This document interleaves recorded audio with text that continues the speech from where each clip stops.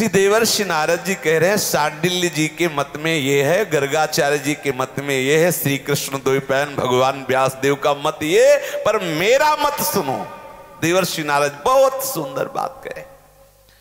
नारदस्तु तदर्पिता अखिलाचारिता तद्स्मरणे परम व्याकुलते थी। बहुत सुंदर सूत्र है, बहुत सुंदर, सर्वोपरि सूत्र है।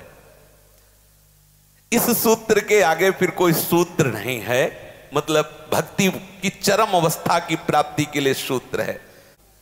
बड़े भाग्यशाली उपासक है जिसके अंदर ये सूत्र आ गया। देवर्षि नारद जी कहते हैं जो समस्त कर्म प्रभु की प्रसन्नता के लिए करते हैं, जो भी कर्म करते हैं प्रभु की प्रसन्नता के लिए करते हैं। अब विचार कीजिए, आपके हृदय में जो कर्म करने की प्रेरणा हुई वो देह सुख के प्रेरणा है, काम क्रोध आदि की प्रेरणा है, या भक्ति की प्रेरणा से भगवत प्रसन्नता के लिए कर रहे हो। बस बात इतनी समझनी है, ये अंतर की बात है, अंदर की। सब कर्म में ही लगे हुए हैं, कोई अपनी वासना से प्रेरित है, कोई उपासना से प्रेरित है।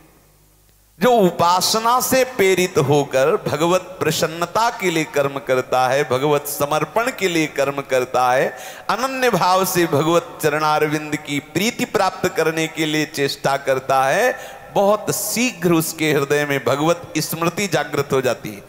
क्योंकि जिसके लिए हम कर्म कर रहे हैं उसकी याद रहती ना हृदय में कि ये सेवा मैं किसके लिए कर रहा हूं। भले वो हल जोतना हो, भले वो नौकरी करना हो, भले वो व्यापार करना हो।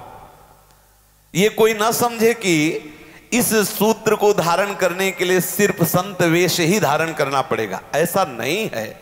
इस सूत्र को प्राप्त हुए कितने ऐसे महाभागवत हैं, भक्तों के चरित्र पढ़ के देखिए, जो सदगृहस्थ हैं, व्यापारी हैं, बहुत बहुत कठिन सेवाओं में रत है, लेकिन वो इस सूत्र को धारण करने वाले महात्मा हैं।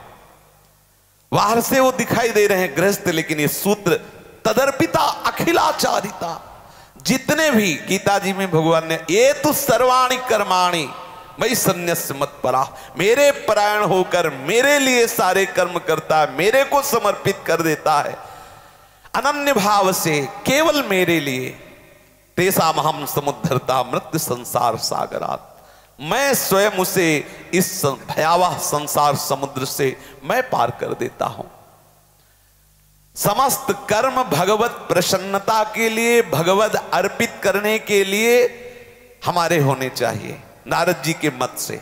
और परम सत्य बात है, जितने भी कर्म हो शास्त्र सम्मत हो, भगवत प्रसन्नता के लिए हो, भगवत समर्पण करने के लिए हो, और तद स्मरणे परम व्याकुलतेति, अगर कहीं थोड़ा भी विस्मरण हो जाए भगवान का तो व्याकुलता पैदा हो जाए। हाय, मैं प्रभु का नाम भूल गया, मैं प्रभु का स्मरण भूल गया। वो ऐसे व्याकुल हो जाए जैसे मछली को जल से अलग करो तो तड़प कर प्राण त्यागने के लिए उतावली हो जाती है। ऐसे ही अगर भगवान नाम छूटने लगे, भगवत स्मरण छूटने लगे तो हम व्याकुल हो जाए। देखो, हम यहाँ इस सूत्र में कच्चे हैं, कई कई मिनट क्या घंटों निकल जाते हैं और हम राजी हैं, उस हमारा 1 घंटा समय चला गया व्यर्थ की चेष्टा, व्यर्थ की बात में, व्यवहारिक वार्ता में। भाई 4 मित्र आए हैं, उनको भी समझाना पड़ेगा, उनसे मिलना पड़ेगा, उनका सम्मान करना पड़ेगा। वो भी हम भगवत प्रसन्नता के लिए करेंगे ना, तो उसमें भी हम बचा बचा के अपने चित्तवृत्ति को स्मरण कर लेंगे प्रभु का। आप बिल्कुल समझ लीजिए, अगर भगवत प्रसन्नता के लिए उनसे मिलेंगे तो आपके हृदय में इतनी चतुरता आ जाएगी कि आप उस समय भी भगवत स्मरण परायण रहेंगे। बोलो, त्रिभुवन की राज्य लक्ष्मी देने पर भी जो आधे पल के लिए अपने प्रीतम का स्मरण नहीं छोड़ता वही महाभागवत है। हम कितने अपने आप को धोखा में रख रहे हैं कि कितने कितने मिनट हो जाते हैं हम भगवत इस विस्मरण कर देते हैं और हमें कोई कष्ट भी नहीं होता, हमारे अंदर कोई व्यथा भी नहीं होती। हम कैसे शरणागत हैं, हम कैसे प्रेमी भक्त हैं, कैसे उपासक हैं, जरा देखना चाहिए अपने हृदय में। नारद जी विरोध नहीं कर रहे महर्षि व्यास का, गर्गाचार्य जी का, शांडिल्य जी का। वो कह रहे हैं ये मत है इनका, लेकिन मेरा जो मत है देखो, प्रभु की पूजा करना, प्रभु का गुणगान करना, सर्वात्म स्वरूप से प्रभु में प्रेम करना, ये तो अपने आप आ जाता है। जब हम प्रभु का सतत स्मरण करेंगे, प्रभु के लिए ही सारी चेष्टाएं करेंगे, तो प्रभु की चर्चा सुने बिना रह नहीं सकते, प्रभु की सेवा के बिना नहीं रह सकते। जब प्रभु की चर्चा सुनेंगे, प्रभु की सेवा करेंगे, प्रभु का स्मरण करेंगे, तो देह भाव अपने आप छूट जाएगा, क्योंकि बुद्धि पवित्र हो जाएगी। सद्बुद्धि आत्मस्वरूप का अनुभव कराने वाली होती है। तो नारद जी कोई खंडन नहीं कर रहे कि गर्गाचार्य जी के मत का खंडन कर रहे हो, या व्यास जी के, या सांडिल्य जी के। नारद जी कह रहे हैं कि और हम पुष्ट करने के लिए एक सूत्र की रचना करके हम तुम्हें बता रहे हैं कि आपके जितने भी कर्म, चाहे वो लौकिक कर्म हो, चाहे भागवतिक कर्म हो, प्रभु के लिए हो।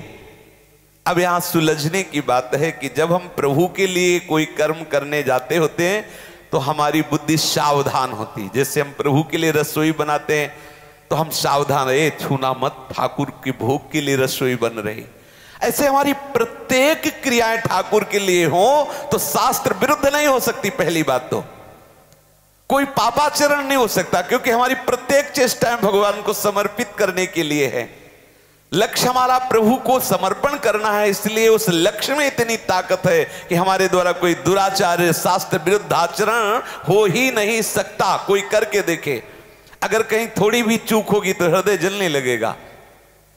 समस्त कर्म प्रभु के चरणारविंद में अर्पित करने की भावना से प्रभु की प्रसन्नता के लिए किए जाएं, और इतना सतत स्मरण किया जाए कि अगर जरा भी देर के लिए भगवत विस्मरण का आभास हो कि मुझे लगता है कि मैं नाम भूल गया क्या, तो व्याकुलता ही नहीं, परम व्याकुलता आ जानी चाहिए। बस यही नहीं आ रही है। हम कितनी कितनी देर प्रभु को भूल, ये बात चुभती है हृदय में, और चुभना चाहिए कि बोलो हम और भूलें तो भूलो तुम जिन भूलो मालाधारी। स्वामी श्री हरिदास जी कहते हैं, और भूल जाए तो चलो बेचारे हैं, आप तो भगवत मार्ग के पथिक है, आप क्यों भूल रहे हैं। एक क्षण के लिए भी विस्मरण ना हो। यदि हमारे हृदय में तनिक भी ये बात बैठ जाए कि भगवत स्मरण ही सर्वश्रेष्ठ भक्ति का स्वरूप है, जितने भी आचरण है प्रभु की प्रसन्नता के लिए करो, और हर समय भगवत स्मरण। ये सूत्र सबको अपने हृदय में धारण करना चाहिए। तद स्मरणेन परम व्याकुलते थी, ये आए बिना प्रेम प्रकट नहीं हो सकता।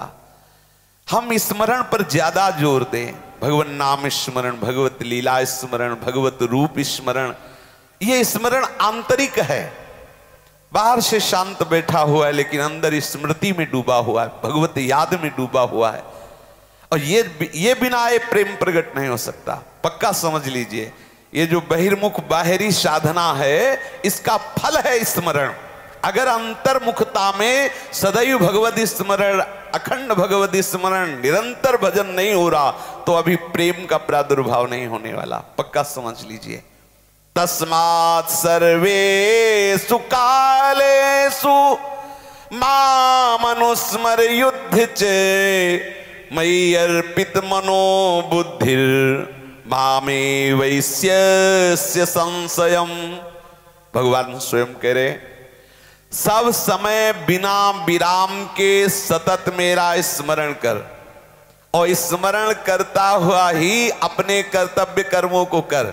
जैसे लोग कह देते हैं कि भाई हम गृहस्थ हैं, हम व्यापारी हैं, हम नौकरी करते हैं, कैसे भजन हो सकता है। तो कोई भी नौकरी शरीर से क्रिया होती, हर समय बोलते ही थोड़ी रहते हो। जब कभी बोलने का अवसर आवे तो आंतरिक स्मृति से युक्त होकर बात कर लो, आपके स्मृति में कोई फर्क नहीं पड़ने वाला। जैसे कामी नारी प्यारी जी, यह है स्मृति का स्वरूप। सभा में बैठा हुआ है, उसकी तरफ हेर भी नहीं रहा है, लेकिन अंदर से उसी का चिंतन हो रहा, बात नाना प्रकार की करेगा, राग रहित होकर बात करने की चेष्टा दिखाएगा, लेकिन अंदर से वो कामिनी के राग से युक्त है। अंतर की स्मृति बहुत बड़ी साधना है, बहुत बड़ी साधना है। जब युद्ध जैसा, अगर भगवान युद्ध में भगवत स्मृति ना होती तो भगवान ना आज्ञा करते। युद्ध जैसे कार्य में भी भगवत स्मृति है, तभी भगवान कह रहे हैं कि मामनुस्मर युद्ध च। बोलो, युद्ध तो कितना भयानक कार्य है, उसमें भी भगवत स्मृति है। ऐसा नहीं हो सकता कि युद्ध में, और अपने लोग तो स्पष्ट दिखाई देता कि युद्ध में कैसे भगवत स्मृति हो सकती है। शत्रु के वार से अपने आप को बचाना, शत्रु पे वार करना है, वहां फूल माला थोड़ी चढ़ाने, वहां तो गला काटना है, फिर भी भगवत स्मृति युक्त होके करना है। भगवान आदेश कर रहे तस्मात् सर्वेषु कालेषु माम निस्मर युद्ध च। युद्ध से बड़ा कोई कर्तव्य कर्म नहीं है, इससे सब नीचे ही हैं, व्यापार नौकरी जितने भी हैं। इसलिए कोई ये दलील पेश ना करे कि भाई हम गृहस्थ हैं, व्यापारी हैं, नौकरी वाले हैं, इसलिए सतत स्मरण नहीं हो सकता। अभ्यास कर लीजिए तो आप देखेंगे पंढरपुर के कितने से भक्तों के चरित्र आते हैं जो सब कार्यरत ही थे, और उनकी हड्डी हड्डी से विट्ठल निकलता था, रोम रोम से विट्ठल निकलता था। प्रायः सब गृहस्थ थे, सब कार्यरत थे, और सब भगवती स्मृति में तन्मय थे। इसलिए मन बुद्धि को प्रभु में अर्पित करके सतत प्रभु का स्मरण करना, जरा सा विस्मरण हो जाए तो परम व्याकुल हो जाना, ये नारद जी अपने इस सूत्र में वर्णन कर रहे हैं।